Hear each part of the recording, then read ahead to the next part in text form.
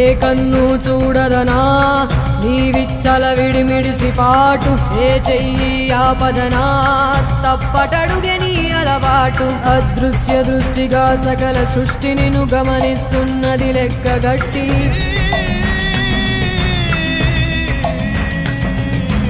ఎంత బతుకు నీదెంత బతుకువో గుప్పెడు మెతుకుల కడుపు కొరకు ఎన్నాటలు వేటలు అవసరమా మనుజా మనుజా.